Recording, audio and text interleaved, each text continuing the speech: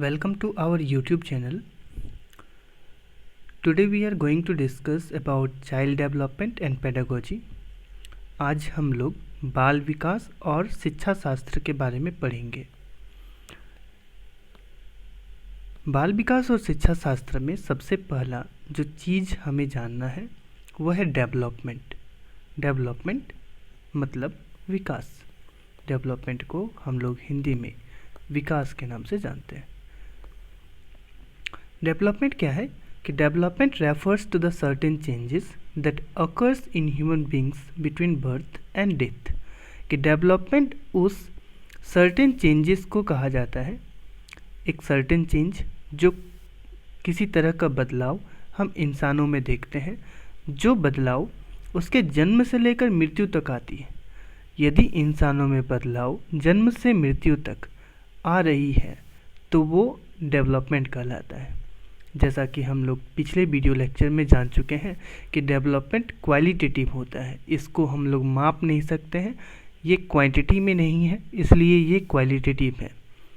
Qualitative development के कारण hinge Werner, जो कि एक डेवलपमेंट साइकोलॉजिस्ट माने जाते हैं, उनका भरोसा है कि डेवलपमेंट को दो प्रोसेसेस में बांटा जा सकता है। जो पहला प्रोसेस है उसे हम लोग इंटीग्रेशन के नाम से जानते हैं और जो दूसरा प्रोसेस है उसे डिफरेंशिएशन के नाम से जानते हैं। इंटीग्रेशन, हिंज वर्नर ने कहा था कि development proceeds from a state of relative lack of differentiation to a state of increasing differentiation. कि डेवलपमेंट जो है एक ऐसे स्टेट से शुरू होता है जहाँ पे उसमें बहुत सारी कमी पाई जा रही थी, relative lack of differentiation. Differentiation जो है उनमें बहुत ही कम पाया जा रहा था, से लेकर उनमें डिफरेंशिएशन जो है हम उस ऑर्गेनिज्म में या फिर उस इंसान के शरीर में हम बहुत सारे डिफरेंशिएशन को देख पाएंगे। रिलेटिव लैक ऑफ डिफरेंशिएशन जो है वो धीरे धीरे डिफरेंशिएशन बनने लगेगा। इतना ज़्यादा डिफरेंशिएशन हम देखेंगे कि वो एक हायरचल इंटीग्रेशन का निर्माण करेगा, जो कि हम सभी पर्सन्स पे देखेंगे और ये सभी लेवल्स पे होंगे, ऐसा हिंज वर्नर का कहना था। हिंज वर्नर के हिसाब से जो डेवलपमेंट है उसको दो प्रोसेसेस में बांटा गया है, एक है इंटीग्रेशन और एक है डिफरेंशिएशन। इंटीग्रेशन क्या है कि it refers to the idea that development consist of the integration of more basic previously acquired behaviours into new higher level of structures. कि ये रेफर करता है उस आइडिया को जिसमें इंटीग्रेशन में कुछ कुछ डेवलपमेंट होती है, मतलब कि हम किसी तरीके से विकास करेंगे, इंटीग्रेट करके विकास करेंगे। जो इंटीग्रेशन किसका होगा, तो बहुत साधारण से चीज़ों का जो हम पहले से एक्वायर किए हुए, ऐसे बिहेवियर्स जिसको पहले से एक्वायर किए हुए, और ये हायर लेवल ऑफ स्ट्रक्चर्स को भी इंडिकेट करेगा। जैसे कि एक इंटीग्रेशन के बारे में पियाजे ने कहा था कि अकॉर्डिंग टू पियाजे the baby who learns to successfully reach for objects, कि ऐसे बच्चे जो कि किसी भी ऑब्जेक्ट तक, किसी भी सामान तक पहुंचने के लिए सक्सेसफुल हो जाते हैं। जैसे कि मान लेते हैं कि कोई बच्चा है, कोई चीज़ को देखा, तो बच्चा जो है उस चीज़ तक जाने की कोशिश करता है और जब तक वो चीज़ पा नहीं लेता है तब तक उसकी जिद करता है।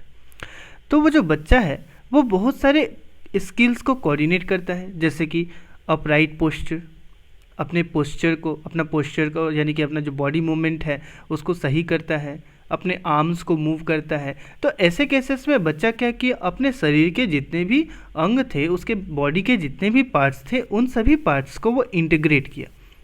तो इसी कारण से इंटीग्रेशन जो है, जो कि हिंज वर्नर के कंसेप्ट के हिसाब से है, ये कहा गया है कि हिंज वर्नर ने कहा था कि ये एक आइडिया को रिफर करता है जिसमें कि डेवलपमेंट में बहुत सारे बेसिक चीज़ों का इंटीग्रेशन होता है।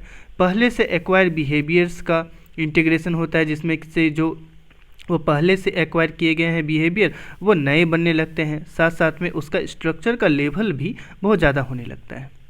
डिफरेंशिएशन क्या है कि differentiation is the idea that development also involves the progressive ability. कि डिफरेंशिएशन एक आइडिया है जिसके कारण से कोई भी ऑर्गेनिज्म जो है वो प्रोग्रेसिव एबिलिटी को एक्वायर करता है।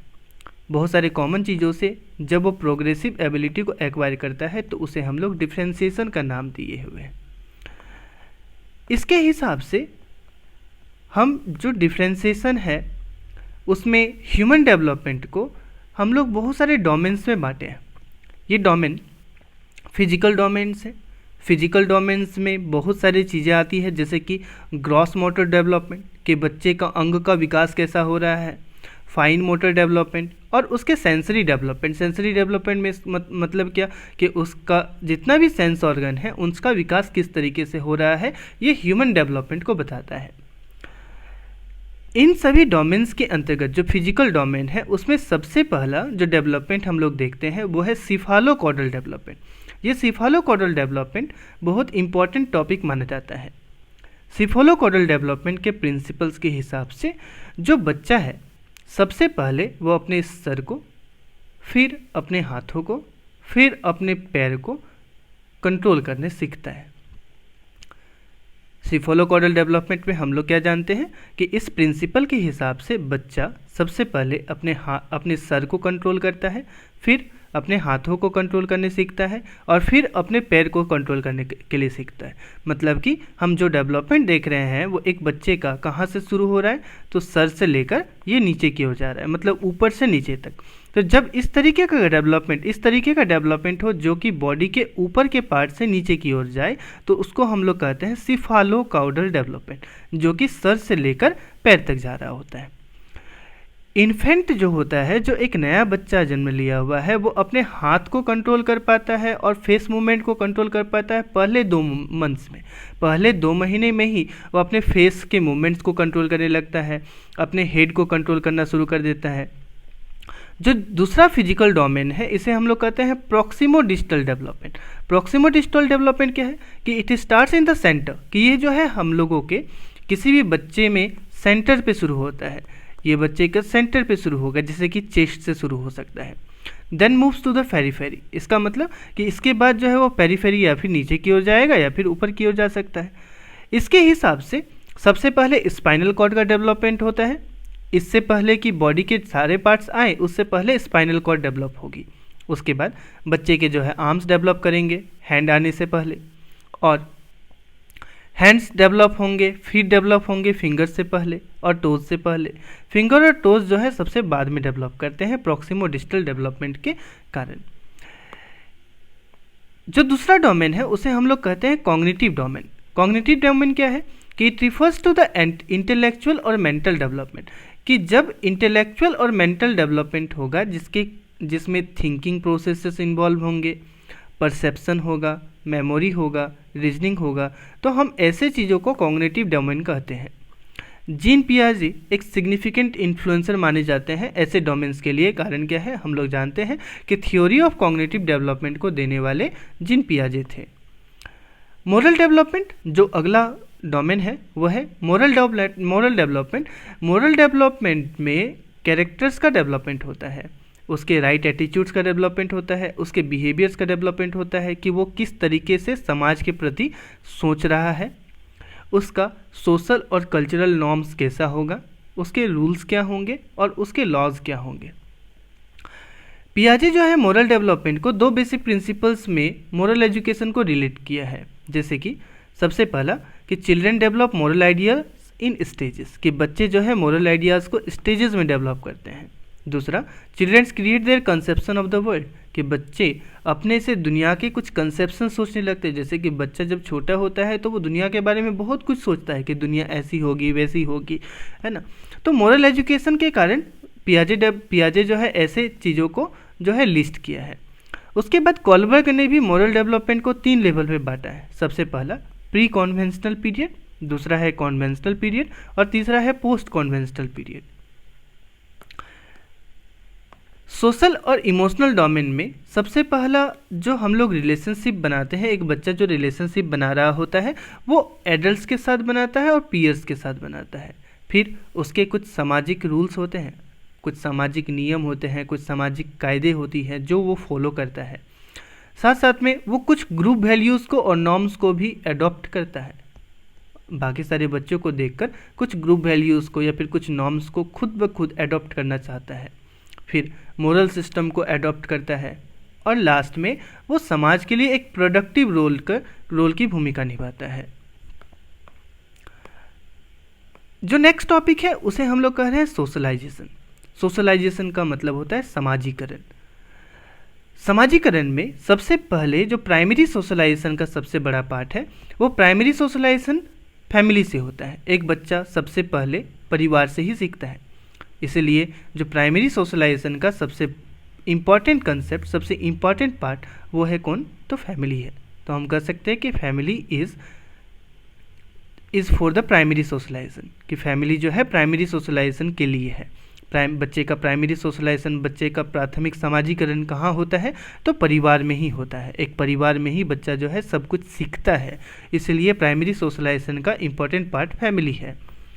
सेकेंडरी सोशलाइजेशन, एक बच्चा जो है सेकेंडरी सोशलाइजेशन मतलब कि जो द्वितीयक सोशलाइजेशन है, जो बच्चा सीख रहा है वो कहाँ से सीखता है।